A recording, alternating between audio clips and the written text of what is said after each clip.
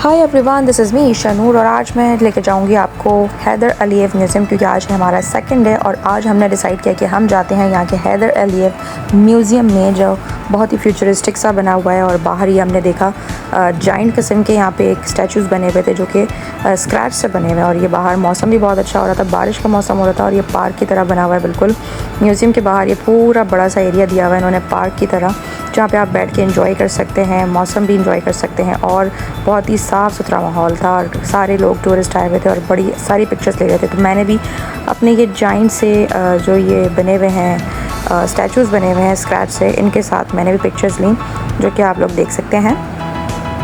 ये देखिए, एक औरत और एक आदमी का स्टैचू बना हुआ है। फिर हमने सोचा बग़ैर वक्त ज़ाया कि हम अंदर चलते हैं, तो हम अंदर जाने लगे जहाँ से इसका गेट था। हम फिर टिकट लेके अंदर गए और उसके बाद फिर यहाँ से मैंने पिक्चर्स बनाना शुरू कर दी। पता नहीं किस किस्म की बॉल बनी हुई थी, क्या था, लेकिन ये कि आगे हम चले तो हमने देखा यहाँ पे एक रेस्टोरेंट भी बना हुआ था अंदर, जहाँ पे आप कुछ ना कुछ खा सकते हैं। और हमें बड़ी भूख लगी हुई थी, तो हमने सबसे पहले सोचा क्यों ना कुछ खा लिया जाए। इतनी अच्छी अच्छी टेबल्स और फ्यूचरिस्टिक सी टेबल्स बनी हुई थी, तो उसे बैठ के खाने में बड़ा मज़ा आया। फिर हम आगे गए तो आगे जाके हमें बहुत सारी चीज़ें नज़र आईं और ख़ास तौर पे ये पर्दे उड़ते हुए नज़र आए। पर्दे हैं या दुपट्टे, आई डोंट नो। ये साड़ी के साइज़ के कपड़े थे और ये बहुत ज़्यादा मतलब फ़िज़िक्स इसमें यूज़ की हुई थी और ये एयर प्रेशर से ये ऊपर उड़ रहे थे और ये एयर प्रेशर से बाहर भी नहीं आ रहे थे। इस गोल दायरे में, इस सर्कल के अंदर ये उड़े जा रहे थे। और फ़िज़िक्स थी इसके अंदर, कोई ना कोई साइंस तो होगी, मुझे समझ नहीं आई। लेकिन ये कि मैंने बड़ा एंजॉय किया, इनके साथ पिक्चर्स बनाई, इनके साथ वीडियोस बनाई, जैसे कि आप लोगों को नज़र आ रहा है। काफ़ी सारी वीडियोस बनाई मैंने।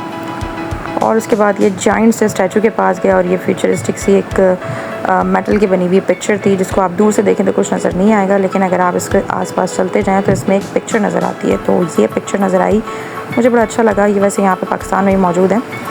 उसके बाद हम आगे बढ़े और फिर आगे बढ़ने के बाद मैंने सोचा आप लोगों को क्यों ना पूरा म्यूज़ियम ही दिखाया जाए। उसके बाद हम अगले फ्लोर पे गए और अगले फ्लोर पे जाने के बाद ये पेंटिंग्स मुझे नज़र आई और ये कोई इनकी सबमिट हुई थी। सबमिट के बाद इन्होंने ये वॉल पे उसकी निशानी लगाई थी, तो इसके साथ मैंने पिक्चर्स भी ली और फिर आगे जाके इनकी पेंटिंग्स बनी हुई थी काफ़ी बड़ी बड़ी सी। फिर मैंने आपको ये दिखाया हैदर अलीयव म्यूज़ियम का ये बड़ा सा साइन लिखा हुआ जो नज़र आ रहा है, इसका नाम लिखा हुआ है। इसके साथ मैंने पिक्चर ली और आगे चले अपने दूसरी साइड पर, जहाँ पर ये इनका एक पहाड़ है। जब 1992 या 93 में जो जंग हुई थी, उसके बाद से जो इनके शहीद हुए थे सोल्जर्स, उनकी पूरी स्टोरीज़ बनी हुई हैं, उनकी पिक्चर्स बनी हुई हैं, जहाँ पे इनकी स्टोरीज़ भी लिखी हुई हैं जो जंग हुई थी उसकी। वैसे तो आज़री ज़बान में लिखा हुआ था, मुझे कुछ समझ नहीं आया, लेकिन ये कि इंग्लिश में भी आप ट्रांसलेट कर सकते हैं। अगर आपके पास टाइम है तो आप इनकी पूरी हिस्ट्री चेक कर सकते हैं। सो मैं ये देखते हुए आगे बढ़ी और फिर ये जो इसका स्लोप टाइप का डिज़ाइन बना हुआ है, ऊपर से देखने में ऐसा लग रहा था पूरा स्लिपरी होगा, लेकिन ये कि पूरी स्टेयर्स बनी हुई थी। और फिर ये हैदर अलीयव सेंटर का जो नाम लिखा हुआ था ये मैंने आपको दिखाया। फिर हम दूसरे फ्लोर पे गए और दूसरे फ्लोर पे जाने के बाद यहाँ देखा तो यहाँ तो भाई खेत बने हुए थे। हाँ, असल में खेत इसलिए क्योंकि यहाँ बड़ी बड़ी सब्जियों के स्टैचूज़ बने हुए थे और जितनी भी यहाँ पे आई थिंक वेजिटेबल्स उगाई जाती हैं, उन सब के यहाँ पे बड़े बड़े से जाइंट स्टैचूज़ बने हुए थे। देख के तो अच्छा लगा बट थोड़ा बोरिंग भी था, लेकिन ये कि मैंने सबके साथ थोड़ा थोड़ा वीडियोस बनाई और इन्जॉय किया, फ़न किया थोड़ा सा।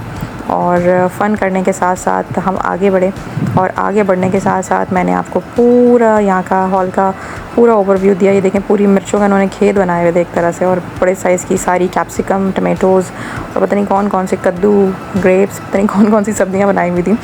और फिर उसके बाद यहाँ पे ये स्टैचू बना हुआ था जिसका मैंने पोस्ट करके दिखाया और ऊपर से आप लोगों को पूरा ओवरव्यू दिया कि किस तरह का ये म्यूज़ियम ऊपर से नज़र आता है।